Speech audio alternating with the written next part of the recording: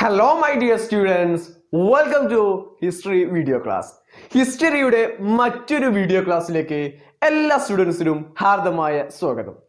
നമ്മളിപ്പോൾ ചർച്ച ചെയ്തുകൊണ്ടിരിക്കുന്നത് ബ്രിട്ടീഷ് എക്സ്പ്ലോയിറ്റേഷൻ ആൻഡ് റെസിസ്റ്റൻസ് അഥവാ ബ്രിട്ടീഷ് ചൂഷണവും ചെറുത്തുനിൽപ്പുകളും എന്ന് പറയുന്ന പാഠഭാഗമാണ്.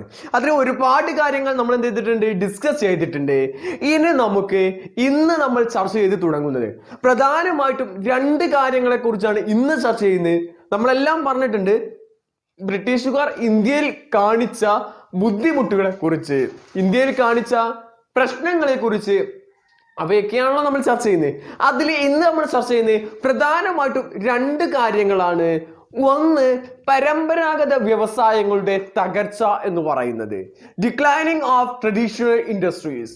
അതേസമയം പരമ്പരാഗതമായിട്ട് തകരുകയാണെന്നുണ്ടെങ്കിൽ അപ്പുറത്ത് എന്ത് വന്നും, മോഡേൺ ഇൻഡസ്ട്രീസ്. അപ്പോ implementation of the modern industries അഥവാ ആധുനിക വ്യവസായങ്ങളുടെ ഉയർച്ച എന്ന് പറയുന്നത്, ഈ രണ്ട് ഭാഗങ്ങളാണ് ഇന്ന് നമ്മൾ ചർച്ച ചെയ്യാൻ പോകുന്നത്. Are you all ready for that? Okay, അപ്പൊ നമുക്ക് എന്ത് ചെയ്യാം, ആദ്യത്തെ കാര്യത്തിലേക്ക് തന്നെ വരാം. ആദ്യമായിട്ട് നമ്മൾ ചർച്ച ചെയ്യുന്നത് എന്താണ്? പരമ്പരാഗത വ്യവസായങ്ങളുടെ തകർച്ച. പരമ്പരാഗത വ്യവസായം അഥവാ declining of traditional industries. Traditional, പരമ്പരാഗതത്തിന് നമ്മൾ വിളിക്കുന്ന പേരാട്ടോ ട്രഡീഷണൽ ഇൻഡസ്ട്രീസ്. എന്താണ് ഈ പരമ്പരാഗതം എന്ന് പറഞ്ഞാൽ? പഴയത്, മുൻപ് ഉണ്ടായിരുന്നത്. That is called traditional. അതിനെയാണ് നമ്മൾ പഴയത് എന്ന് വിളിക്കുക, പരമ്പരാഗതം എന്ന് വിളിക്കുക. അപ്പോ ഇന്ത്യയിൽ ബ്രിട്ടീഷുകാർ വരുന്നതിന് മുൻപ് ഉണ്ടായിരുന്ന ഒരുപാട് ഇൻഡസ്ട്രികൾ, ഒരുപാട് വ്യവസായശാലകൾ ബ്രിട്ടീഷുകാർ വന്നതിന് ശേഷം ഇല്ലാതായിട്ടുണ്ട്. അതിൽ ഒരുപാട് എണ്ണുണ്ട്. അതിൽ പ്രധാനമായിട്ട് നമുക്ക് പഠിക്കാനുള്ളത് ടെക്സ്റ്റൈൽ ഇൻഡസ്ട്രിയെ കുറിച്ചാണ്. ഏതാണ്? ടെക്സ്റ്റൈൽ ഇൻഡസ്ട്രി അഥവാ തുണി വ്യവസായം. എന്താണ്? തുണി വ്യവസായം. പ്രധാനമായിട്ടും ബ്രിട്ടീഷുകാർ വന്നതോടുകൂടെ ഇന്ത്യയിൽ നിന്ന് തുടച്ചു നീക്കപ്പെട്ടത്, ഒഴിവാക്കപ്പെട്ടത്, ഇല്ലാതായത് ഇന്ത്യയിലെ തുണി വ്യവസായമാണ്. അതുകൊണ്ടായിരുന്നു കേട്ടോ മഹാത്മാഗാന്ധി അടക്കമുള്ളവര് ഖാദി, കൈത്തറി വസ്ത്രങ്ങൾക്ക് എന്ത് ചെയ്യാണ്, കൈത്തറി വസ്ത്രങ്ങളെ ഒന്നും കൂടെ മുൻഗണന നൽകിയിരുന്നു. കാരണം ഇന്ത്യയിൽ ഉൽപ്പാദിപ്പിക്കുന്ന തുണി വ്യവസായങ്ങളായിരുന്നു ഏറ്റവും കൂടുതലായിട്ട് ബ്രിട്ടീഷുകാർ തകർത്തെറിഞ്ഞത്. അവർ വന്നതോടുകൂടെ ഇല്ലാതായത്. അതുകൊണ്ട് അവയെ പ്രൊമോട്ട് ചെയ്യാൻ വേണ്ടിയിട്ട്, നമ്മുടെ ഇന്ത്യയുടെ വസ്തുക്കളെ പ്രൊമോട്ട് ചെയ്യാൻ വേണ്ടിയിട്ട്, ഇന്ത്യയുടെ വസ്തുക്കളെ കൂടുതൽ ഉപയോഗിക്കാൻ വേണ്ടിയിട്ടാണ് ഏറ്റവും കൂടുതലായിട്ട് ഖാദി, കൈത്തറി വസ്ത്രങ്ങളൊക്കെ ഉപയോഗിച്ചിരുന്നത്. ഓക്കെ, അപ്പൊ നമ്മൾ എന്ത് ചെയ്യാം, ബ്രിട്ടീഷുകാർ എങ്ങനെയായിരുന്നു തുണി വ്യവസായത്തെ ഇല്ലാതാക്കിയത് എന്ന് പറയുകയാണെന്നുണ്ടെങ്കിൽ, ആദ്യമായിട്ട് യന്ത്രനിർമ്മിത തുണിത്തരങ്ങൾ ഇന്ത്യയിലേക്ക് കൊണ്ടുവന്നു. എങ്ങനെയാണ്? യന്ത്രനിർമ്മിത തുണിത്തരം അഥവാ they should be implemented the machine made textiles. എങ്ങനെയാണ്? മെഷീൻ മെയ്ഡ് ടെക്സ്റ്റൈൽസുകൾ അഥവാ യന്ത്രനിർമ്മിത തുണിത്തരങ്ങൾ അവരെന്ത് ചെയ്തു, ബ്രിട്ടീഷുകാർ ഇന്ത്യയിൽ കൊണ്ടുവന്നു. യന്ത്രങ്ങളെ കൊണ്ട് നിർമ്മിച്ച്. പണ്ട് കാലഘട്ടത്തിൽ ഇന്ത്യയിലൊക്കെ ഉണ്ടായിരുന്നത് എങ്ങനെയെന്ന് വെച്ചാൽ, നിങ്ങൾ ചില സിനിമകളിൽ അതുപോലെ തന്നെ ചില സ്ഥലങ്ങളിൽ, കൈത്തറി സ്ഥലങ്ങളിലൊക്കെ നമ്മൾ പോയാൽ നമുക്ക് കാണാൻ പറ്റുന്നതാണ്. ഇപ്പോഴത്തെ കാലഘട്ടത്തിൽ ചില ടെക്സ്റ്റൈൽസുകൾ വരെ ഉണ്ടാവാറുണ്ട്. പണ്ട് കാലഘട്ടത്തിൽ കൈത്തറി ഉപയോഗിച്ചിട്ടായിരുന്നു ജനങ്ങൾ എന്ത് ചെയ്ത് തുണി നിർമ്മിച്ചിരുന്നത്, നൂൽ നൂറ്റിരുന്നത് എന്ന് പറയും. തുണികൾ നിർമ്മിച്ചിരുന്നതൊക്കെ എന്താണ്? ചർക്ക ഉപയോഗിച്ചിട്ടും, ഗാന്ധിജീനെ കറക്കുന്ന സാധനം ഉണ്ടല്ലോ, ആ ചർക്ക ഉപയോഗിച്ചിട്ടും അതുപോലെ തന്നെ എന്ത് ചെയ്യുന്നു, കൈത്തറിയൊക്കെ ഉപയോഗിച്ചിട്ടായിരുന്നു. അവ വെച്ചിട്ട് സാധനങ്ങൾ നിർമ്മിക്കണമെങ്കിൽ, ഒരു ഡ്രസ്സ് നിർമ്മിക്കണമെങ്കിൽ ഒരുപാട് സമയം നമുക്ക് ആവശ്യമാണ്. അതേസമയം യന്ത്രനിർമ്മിത തുണിത്തരങ്ങളായതോടുകൂടെ പെട്ടെന്ന് കാര്യങ്ങൾ നടക്കാൻ പറ്റും. They should be implemented the machine made textiles. ബ്രിട്ടീഷുകാർ എന്ത് ഇംപ്ലിമെന്റ് ചെയ്തു? മെഷീൻ മെയ്ഡ് ടെക്സ്റ്റൈൽസുകൾ ഇംപ്ലിമെന്റ് ചെയ്തു. ഒന്നാമത്തെ കാരണം അതായിരുന്നു. The second one is they have cheap rate. അവയുടെ വില തുച്ഛമായിരുന്നു, വില വളരെ കുറവായിരുന്നു. മെഷീൻ മെയ്ഡ് ആണല്ലോ, വളരെ പെട്ടെന്ന് നിർമ്മിക്കാൻ പറ്റും, വളരെ ഈസി ആയിട്ട് നിർമ്മിക്കാൻ പറ്റും. അതുകൊണ്ട് തന്നെ അവയുടെ വില എന്തായിരുന്നു? വളരെ കുറവായിരുന്നു എന്നതാണ് രണ്ടാമത്തെ കാരണം എന്ന് പറയുന്നത്. അപ്പോ യന്ത്രനിർമ്മിതമായിട്ടുള്ള തുണിത്തരങ്ങളുടെ വില എന്തായിരുന്നു? വളരെ തുച്ഛമായിരുന്നു. They have cheap rate. So so the demand of the machine made textiles was very high. അതുകൊണ്ട് തന്നെ എന്തായിരുന്നു, യന്ത്രനിർമ്മിതമായിട്ടുള്ള തുണിത്തരങ്ങളുടെ ഡിമാൻഡുകൾ, ആവശ്യങ്ങൾ എന്തായിരുന്നു, വളരെ കൂടുതലാണ്. എന്തുകൊണ്ടാണ്? വളരെ കുറഞ്ഞ വിലയേ ഉള്ളൂ. അതുകൊണ്ട് എല്ലാവർക്കും ഏറ്റവും ഇഷ്ടമുള്ള ഏതായിരിക്കും? കുറഞ്ഞ വിലയുള്ള സാധനത്തെ ആയിരിക്കുമല്ലോ. അപ്പൊ അതായിരുന്നു രണ്ടാമത്തെ കാരണം എന്ന് പറയുന്നത്. മൂന്നാമത്തെ കാരണം എന്ന് പറയുന്നത് വളരെ പ്രധാനപ്പെട്ട കാരണമായിരുന്നു implementation of the railway or expansion of the railway. നമ്മുടെ എക്സ്പാൻഷൻ ഓഫ് ദ റെയിൽവേ എന്ന് പറയും. എന്ന് വെച്ചാൽ റെയിൽവേയുടെ വ്യാപനമാണ് തുണി വ്യവസായം തകരാനുള്ള മറ്റൊരു കാരണം. റെയിൽവേയുടെ വ്യാപനം എങ്ങനെയായിരിക്കും? ഈ ഒരു കാര്യം നിങ്ങൾക്ക് എന്ത് ചെയ്യുന്ന വെച്ചാൽ കഴിഞ്ഞ 2 വർഷങ്ങൾക്ക് മുമ്പ് എന്ത് ചെയ്തിട്ടുണ്ട്, പ്രധാനമായിട്ട് എക്സാമിനേഷന് ക്വസ്റ്റ്യൻ ചോദിക്കുന്ന ഒരു ക്വസ്റ്റ്യൻ ആയിരുന്നു, സ്ഥിരം ചോദിച്ചിരുന്ന ഒരു ക്വസ്റ്റ്യൻ ആയിരുന്നു, റെയിൽവേയുടെ വ്യാപനം തുണി വ്യവസായത്തെ തകർത്തു. Explain that word. ആ ഭാഗം എന്ത് ചെയ്യുക, വിശദീകരിക്കുക എന്ന് പറയുന്ന ഒരു ക്വസ്റ്റ്യൻ. അതെന്തുകൊണ്ടാന്ന് വെച്ചാൽ റെയിൽവേയുടെ വ്യാപനം എന്ന് പറയുന്നത് the expansion of the railway, അത് എങ്ങനെയാണ് declining of the traditional industry or declining of the textile industry എന്ന് പറയുന്നതിന്റെ കാരണം എന്ന് പറഞ്ഞാൽ ത്രൂ ദ റെയിൽവേയിലൂടെ they should be easily carried, they should be easily transport the textiles. അവർക്ക് എന്ത് ചെയ്യാണ്, സുഗമമായ രീതിയിൽ സാധനങ്ങൾ, തുണിത്തരങ്ങൾ അങ്ങോട്ടും ഇങ്ങോട്ടും കൈമാറാൻ സാധിച്ചു എന്നതാണ്. അപ്പൊ പരുത്തി എന്ന് പറയുന്ന, കോട്ടൺ എന്ന് പറയുന്ന സാധനം വില്ലേജസിൽ, ഗ്രാമങ്ങളിലായിരിക്കും ഉണ്ടാവുക. അവിടുന്ന് എന്ത് ചെയ്യും, നേരെ പോർട്ടുകളിലേക്ക്, തുറമുഖങ്ങളിലേക്ക് അതെത്തിക്കും. എന്നിട്ട് എന്ത് ചെയ്യും, അത് ബ്രിട്ടനിലേക്ക് കയറ്റുമതി ചെയ്യും. ബ്രിട്ടനിൽ മെഷീൻ മെയ്ഡ് ആയിട്ടുള്ള ടെക്സ്റ്റൈലുകൾ എന്ത് ചെയ്യും, നേരെ തിരിച്ചിട്ട് എവിടേക്ക് വരും, തുറമുഖങ്ങളിലേക്ക്, പോർട്ടുകളിലേക്ക് വരും. അത് നേരെ വില്ലേജുകളിലേക്ക് എത്തിക്കും. ആരെത്തിക്കും, ഏതിലൂടെ എത്തിക്കും, റെയിൽവേയിലൂടെ എത്തിക്കും. അങ്ങനെയാണ് റെയിൽവേയുടെ വ്യാപനം എന്ന് പറയുന്നത്, എക്സ്പാൻഷൻ ഓഫ് ദ റെയിൽവേ എന്ന് പറയുന്നത് എന്തായിട്ട് മാറിയത്, ടെക്സ്റ്റൈൽ ഇൻഡസ്ട്രിക്ക്, തുണി വ്യവസായത്തിന്റെ തകർച്ചയ്ക്കുള്ള ഒരു പ്രധാനപ്പെട്ട കാരണമായിട്ട് മാറിയത്. അങ്ങനെ ഇതിന്റെ എല്ലാം ഭാഗമായിട്ട് പ്രധാനമായിട്ടും പ്രശ്നങ്ങൾ അനുഭവിച്ചത് ടൗണുകളിലായിരുന്നു, നഗരങ്ങളിലായിരുന്നു. ഈ ഒരു ടെക്സ്റ്റൈൽ ഇൻഡസ്ട്രിയുടെ ഡിക്ലൈനിങ് എന്ന് പറയുന്നത് തന്നെ, തുണി വ്യവസായത്തിന്റെ തകർച്ച എന്ന് പറയുന്നത് തന്നെ പ്രധാനമായിട്ടും ബാധിച്ച എവിടെയാണ്, നഗരങ്ങളാണ്. അതിൽപ്പെട്ട സ്ഥലങ്ങളാണ് ഈ മുർഷിദാബാദ്, ധാക്ക തുടങ്ങിയിട്ടുള്ള സ്ഥലങ്ങൾ. ഈ മുർഷിദാബാദിലും ധാക്കയിലൊക്കെയായിരുന്നു പ്രധാനമായിട്ടും ഈ ഒരു ബുദ്ധിമുട്ട് ജനങ്ങൾ അനുഭവിച്ചത്. അതുകൊണ്ട് തന്നെ ഈ അവിടെ നിന്നും ബുദ്ധിമുട്ട് അനുഭവിച്ച ജനങ്ങൾ they should be moved to the villages. അവര് നഗരങ്ങളിൽ പട്ടിണി കിടക്കലായതുകൊണ്ട്, നഗരങ്ങളിൽ കച്ചവടം നടക്കാത്തതിനാൽ തന്നെ അവര് ഗ്രാമങ്ങളിലേക്ക് വന്നു. അങ്ങനെ അവരവിടെ എന്ത് ചെയ്തു, കൃഷിയിലേക്ക് വന്നു. കൃഷിയിലേക്ക് ധാരാളം പേർ വന്നത് മൂലം കാർഷിക മേഖലയും തകർന്നുപോയി. നമ്മൾ സാധാരണ പറയുന്ന വാക്കുണ്ട്, ആള് കൂടിയ പാമ്പ് ചാവൂല എന്നുള്ളത്. അതുപോലെ എന്താണ്, കൃഷിയിലേക്ക് ഒരു അത്യാവശ്യത്തിന് ആളുകൾ വന്നാൽ കാർഷിക മേഖല വളരെ നല്ലതായിരിക്കും. പക്ഷേ വളരെ കുറച്ച് സ്ഥലമുള്ള ഒരു പ്രദേശത്തേക്ക് ആദ്യം കുറെ ജനങ്ങൾ വന്നു, വീണ്ടും കുറെ വന്നു, വീണ്ടും കുറെ വന്നു. ഇങ്ങനെ ഒരുപാട് വന്നാൽ ആ കാർഷിക മേഖല തകരേ ഉള്ളൂ. മറ്റൊരു ഉദാഹരണത്തിന് നോക്കുകയാണെന്നുണ്ടെങ്കിൽ, നമ്മൾ സാധാരണ കൃഷി ചെയ്യുന്ന തക്കാളി എന്ന് പറയുന്ന, ടൊമാറ്റോ എന്ന് പറയുന്ന സാധനം, ഈ തക്കാളി ഒരാവശ്യം വരെ അതിന് ഡിമാൻഡ് ഉള്ളൂ. ജനങ്ങൾക്ക് എല്ലാവർക്കും കിട്ടേണ്ട ഒരു ആവശ്യമുണ്ട്, അതുവരെ അതിന് ഡിമാൻഡ് ഉള്ളൂ. അത് കഴിഞ്ഞാൽ അത് എന്ത് ചെയ്യാണ്, ആദ്യം 100 പേര് കൃഷി ചെയ്യുകയാണെന്നുണ്ടെങ്കിൽ ആ സമയത്ത് തക്കാളി നല്ല ആവശ്യമായിരിക്കും. ചിലപ്പോൾ 1000 പേര് വരെ ഓക്കെ. 2 ലക്ഷം ആളുകൾ തക്കാളി മാത്രം കൃഷി ചെയ്യാൻ തുടങ്ങിയാൽ തക്കാളിയുടെ കച്ചവടം തന്നെ, തക്കാളിയുടെ കൃഷിയുടെ മേഖല തന്നെ ഇല്ലാതാവൂലേ? കാരണം എല്ലാവരുടേതും കേടുവന്നു പോകുമെന്ന് പറയുന്നതാണ്. അപ്പൊ അതുകൊണ്ട് തന്നെ ധാരാളം പേർ മുർഷിദാബാദിൽ നിന്നും ധാക്കയിൽ നിന്നും തുണി വ്യവസായത്തിന്റെ തകർച്ചയോടുകൂടെ ഗ്രാമങ്ങളിലേക്ക് വരികയും അവർ എന്ത് ചെയ്യാണ്, അവർ കാർഷിക മേഖലയിലേക്ക് പോവുകയും ചെയ്തതിനാൽ കാർഷിക മേഖലയും തകരുകയാണ് ഉണ്ടായത്. അപ്പോ എന്തൊക്കെ കാരണങ്ങളായിരുന്നു മക്കളെ? യന്ത്രനിർമ്മിത തുണിത്തരങ്ങളുടെ വ്യാപനം, യന്ത്രനിർമ്മിത തുണിത്തരങ്ങൾക്ക് വില വളരെ കുറവായിരുന്നു. റെയിൽവേയുടെ വ്യാപനം, ഇതിന്റെ ഭാഗമായിട്ട് മുർഷിദാബാദ്, ധാക്ക തുടങ്ങിയിട്ടുള്ള സ്ഥലങ്ങളിലായിരുന്നു പ്രശ്നങ്ങൾ, ബുദ്ധിമുട്ടുകൾ ഏറ്റവും കൂടുതലായിട്ട് ഉണ്ടായിരുന്നത്. അങ്ങനെ ബുദ്ധിമുട്ടുകൾ ഉണ്ടായതിനാൽ തന്നെ ജനങ്ങൾ എന്ത് ചെയ്തു, ഗ്രാമങ്ങളിലേക്ക് പോയി, കൃഷിയിലേക്ക് തിരിഞ്ഞു. അതോടുകൂടെ കാർഷിക മേഖലയും തകർന്നു പോയി. ഇതാണ് പ്രധാനമായിട്ടും ടെക്സ്റ്റൈൽ ഇൻഡസ്ട്രിയുടെ കാര്യങ്ങൾ പഠിക്കാനുള്ളത്. കിട്ടിയോ? ടെക്സ്റ്റൈൽ ഇൻഡസ്ട്രി എങ്ങനെയാണ് ഡിക്ലൈൻ ആയത് എന്ന് ചോദിച്ചാൽ, തുണി വ്യവസായം എങ്ങനെയാണ് തകർന്നത് എന്ന് ചോദിച്ചാൽ, അതിനുള്ള ആൻസർ നിങ്ങൾക്ക് എഴുതാൻ കിട്ടൂലേ? ഓക്കെ, അപ്പൊ എന്ത് ചെയ്യാം, ആ ഒരു ഭാഗം അത് പഠിച്ചു വെക്കുക, അത്രയും സാധനം അവിടെ പഠിച്ചു വെക്കുക. എന്നാൽ അവിടെ കഴിഞ്ഞില്ല. തുണി വ്യവസായം മാത്രമല്ല, മറ്റു ഒരുപാട് വ്യവസായങ്ങൾ തകർന്നിട്ടുണ്ട്. നമുക്ക് ആ ഒരു ടേബിളിലേക്ക് പോയി നോക്കാം.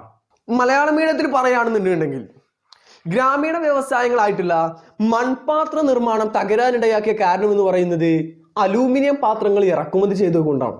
ധാരാളം അലൂമിനിയം പാത്രങ്ങൾ ഇറക്കുമതി ചെയ്തതോടുകൂടെ മൺപാത്രങ്ങൾ ആരും വാങ്ങിക്കാതെയായി. രണ്ടാമത്തത് തുകൽ പണി. തുകല് എന്ന് പറഞ്ഞാൽ തോലില്ലേ, നമ്മുടെ മൃഗങ്ങളുടെയൊക്കെ തോലുണ്ടല്ലോ, അതിന്റെ എന്ത് ചെയ്യാണ് ആ ഒരു വ്യവസായം തകരാനുള്ള കാരണം എന്ന് പറയുന്നത് അസംസ്കൃത വസ്തുവായ തുകലിന്റെ യൂറോപ്പിലേക്കുള്ള കയറ്റുമതി. ധാരാളം തുകൽ എന്ത് ചെയ്യാണ് ഇന്ത്യയിൽ ഉപയോഗിക്കാതെ യൂറോപ്പിലേക്ക് കയറ്റുമതി ചെയ്യാൻ തുടങ്ങി.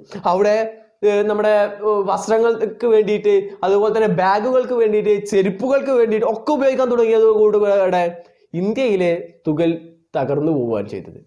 അതുപോലെ മരപ്പണി, നമ്മൾ ആശാരിപ്പണി ഉണ്ടല്ലോ, അത് തകരാനുള്ള കാരണം എന്ന് പറയുന്നത് ലോഹനിർമ്മിത ആയ യന്ത്രങ്ങളുടെ ഉപയോഗമാണ്. ലോഹങ്ങളായിട്ടുള്ള യന്ത്രങ്ങൾ ഉപയോഗിച്ചോടുകൂടി തന്നെയാണ് മരപ്പണി എടുക്കുന്നവർക്ക് ആ പണി ഇല്ലാത്ത ഒരു അവസ്ഥ വരികയാണ്. When we got to the English session, the villages industry is just like the pottery. Pottery means, pottery എന്താണ്? അത് നേരത്തെ പറഞ്ഞ മൺപാത്രങ്ങൾ കേട്ടോ. അതിന്റെ the cause of the decline is import of aluminum vessels. Then the second one is tanning. Tanning എന്ന് പറഞ്ഞാൽ തുകൽ പണി. Export of the raw material to the Europe. Raw material എന്ന് പറഞ്ഞാൽ അസംസ്കൃത വസ്തുവായിട്ട് കേട്ടോ. Okay. Then third one is carpentry. ആശാരിപ്പണി, മരപ്പണി എന്ന് പറയും. Use of the machine made metals. അവരെന്താണ് മെഷീൻ മെയ്ഡ് മെറ്റൽസുകളെല്ലാം ഉപയോഗിച്ചു. ഈ കാരണങ്ങളെ കൊണ്ടെല്ലാമാണ് നമ്മുടെ ട്രഡീഷണൽ ഇൻഡസ്ട്രികൾ തകർന്നു പോയത്. ഓക്കെ, അപ്പൊ നമ്മൾ എന്താണ് ഈ പറഞ്ഞ കാരണങ്ങൾ കൊണ്ടൊക്കെയാണ് ട്രഡീഷണൽ ആയിട്ടുള്ള വ്യവസായങ്ങൾ എല്ലാം തന്നെ തകർന്നു പോയത്. ഇനി നമുക്ക് നെക്സ്റ്റ് ആയിട്ട് നോക്കാനുള്ളത്, ഞാൻ പറഞ്ഞു ഇന്ന് 2 കാര്യങ്ങളാണ് പഠിക്കാനുള്ളത്. രണ്ടാമതായിട്ട് നമ്മൾ പഠിക്കാൻ പോകുന്നത് ആധുനിക വ്യവസായങ്ങളുടെ വളർച്ച എന്ന് പറയുന്ന ഭാഗമാണ്. ആ ഭാഗത്തേക്ക് എന്ത് ചെയ്യാം, നമുക്ക് ഇപ്പൊ നോക്കാം. അപ്പൊ നമ്മൾ പറയുന്നത് എന്താണ്, ആധുനിക വ്യവസായങ്ങളും അതുപോലെ തന്നെ അതിന്റെ കൂടെ തന്നെ ഞാൻ എഴുതിയ വാക്ക് നിങ്ങൾ ആലോചിച്ച് നോക്കുക, തൊഴിലാളികളുടെ അവസ്ഥയും. അവ രണ്ടും കൂടെ ഒരുമിച്ചിട്ടാണ് നമ്മൾ ചർച്ച ചെയ്യാൻ പോകുന്നത്. അതിന് ഇംഗ്ലീഷിൽ എന്ന് പറയും modern industries and plight of workers, അഥവാ നമ്മളെ തൊഴിലാളികളുടെ അവസ്ഥ എന്ന് പറയും. 19ാം നൂറ്റാണ്ടിലാണ് ഇന്ത്യയിൽ ഏറ്റവും കൂടുതൽ ആധുനിക വ്യവസായങ്ങൾ ബ്രിട്ടീഷുകാർ ആരംഭിക്കുന്നത്. ബ്രിട്ടീഷുകാർ ഇവിടെ ആരംഭിച്ചത് പ്രധാനമായിട്ടുണ്ടായിരുന്നത് ആദ്യം തന്നെ പ്ലാന്റേഷനുകളാണ്, തോട്ടത്തിലൊക്കെ ആയിരുന്നു അവർ ആരംഭിച്ചത്. നമ്മളെ റബ്ബർ ഫാക്ടറി അങ്ങനെയുള്ള ഫാക്ടറികളൊക്കെ ആയിരുന്നു അവർ ആദ്യം ആരംഭിച്ചത്. അതിനുശേഷം ടെക്സ്റ്റൈലുകളിലേക്ക് അവർ മൂവ് ചെയ്യാൻ തുടങ്ങി. ടെക്സ്റ്റൈലുകൾ, തുണി വ്യവസായത്തിലേക്ക് പോയി, പിന്നെ ജൂട്ടിലേക്ക്, ചണത്തിലേക്ക് പോയി, പിന്നെ പേപ്പറിലേക്ക്, അങ്ങനെ ഒരുപാട് വ്യവസായങ്ങൾ ആര് ചെയ്തിട്ടുണ്ടായിരുന്നു? ബ്രിട്ടീഷുകാർ ഇന്ത്യയിൽ ആരംഭിച്ചിരുന്നു. അതൊക്കെ നല്ല കാര്യമാണ്. അതിന്റെ കൂടെ ഞാൻ എഴുതിയ വാക്ക് ഇതിന് വേണ്ടിയിട്ടായിരുന്നു, തൊഴിലാളികളുടെ അവസ്ഥ. എന്നാൽ ഇതേ സമയം തൊഴിലാളികൾ നേരിട്ടിരുന്ന ബുദ്ധിമുട്ടുകൾ വളരെ അധികമായിരുന്നു. അതുകൊണ്ടാണ് ബ്രിട്ടീഷുകാർ ഇവിടെ ആരംഭിച്ചത്. അല്ലാതെ ബ്രിട്ടീഷുകാർക്ക് നന്മ തോന്നിയിട്ട് ഇന്ത്യയിലെ ജനങ്ങൾക്ക് ജോലി കൊടുക്കാനുള്ള ആഗ്രഹം കൊണ്ട് ഒന്നുമല്ല ബ്രിട്ടീഷുകാർ ഇവിടെ വലിയ വലിയ വ്യവസായശാലകൾ കെട്ടിപ്പൊക്കിയത്. പകരം അവരുടെ രാജ്യത്ത് അവർക്ക് സാധനങ്ങളെല്ലാം ഉൽപ്പാദിപ്പിക്കണമെങ്കിൽ, അവിടെ ഫാക്ടറികൾക്ക് ജോലിക്ക് ആളുകളെ നിർത്തണമെങ്കിൽ വലിയ ശമ്പളം നൽകണം. അതേസമയം ഇന്ത്യയിലേക്ക് വന്നാൽ അതിൻ്റെ എന്തില്ല, ആവശ്യമില്ല. ഇന്ത്യയിൽ വളരെ തുച്ഛമായ ശമ്പളത്തിൽ ഒരുപാട് മണിക്കൂറുകളോളം ഒരു പ്രശ്നം ഉണ്ടാക്കാതെ ജനങ്ങൾ എന്ത് ചെയ്യും, ജോലി ചെയ്യും. അതുകൊണ്ടാണ് ആധുനിക വ്യവസായശാലകൾ ഇന്ത്യയിൽ ബ്രിട്ടീഷുകാർ ആരംഭിക്കുന്നത്. ഇതോടുകൂടെ തൊഴിലാളികൾ പ്രധാനമായിട്ടും 3 പ്രശ്നങ്ങളാണ് നേരിട്ടത്. അതിലെ ഫസ്റ്റ് പ്രശ്നം എന്ന് പറയുന്നത് പ്രൊലോങ്ഡ് വർക്കിംഗ് ഹവേഴ്സ് എന്ന് പറയും. Working hours, prolonged working hours എന്ന് വെച്ചാൽ ദീർഘസമയമുള്ള ജോലി. ഒരുപാട് സമയം, ഏകദേശം 16 മണിക്കൂർ 18 മണിക്കൂർ വരെ തൊഴിലാളികളെ കൊണ്ട് ഫാക്ടറികളിൽ ബ്രിട്ടീഷുകാർ തുടർച്ചയായി പണിയെടുപ്പിക്കുമായിരുന്നു. വളരെ ക്രൂരമായിട്ടുള്ള ഒരു അവസ്ഥ. ഒന്ന് ആലോചിച്ച് നോക്കാം, 16-18 മണിക്കൂറൊക്കെ ഒരാൾ ജോലി ചെയ്യാന്ന് പറയുന്നത്. അയാൾക്ക് പിന്നെ എണീറ്റ് നിൽക്കാനുള്ള ശേഷി പോലും ഉണ്ടാവില്ല. പിന്നെ അയാൾ കിടന്നുറങ്ങുക, വീണ്ടും വരിക. അതായിരുന്നു അവരുടെ ആ ഒരു ഏറ്റവും ബുദ്ധിമുട്ട് നിറഞ്ഞ ഒരു സിറ്റുവേഷൻ. അത് നമ്മൾ എന്ത് വിളിക്കും, പ്രൊലോങ്ഡ് വാക്കിംഗ് അവേഴ്സ് എന്ന് വിളിക്കും. വളരെ ദീർഘസമയമുള്ള ജോലി. മലയാളത്തിൽ എന്ത് പറയും, ദീർഘസമയം നീണ്ടു നിൽക്കുന്ന ജോലി എന്ന് പറയും. അതേസമയം അവർക്ക് എന്താ ശമ്പളമുണ്ടോ? ഇല്ല, ശമ്പളം വളരെ കുറവായിരുന്നു. അതാണ് രണ്ടാമത്തെ കാരണം എന്ന് പറയുന്നത്. മീഗ്രൂ വേജ് എന്ന് വെച്ചാൽ തുച്ഛമായ ശമ്പളം. മീഗ്രൂ വേജ് എന്ന് പറഞ്ഞാൽ അതാണ്, തുച്ഛമായ വളരെ കുറച്ച് ശമ്പളം മാത്രമായിരുന്നു അവർക്ക് ബ്രിട്ടീഷുകാർ നൽകിയിരുന്നത്. അതൊരു ബുദ്ധിമുട്ടാണ്.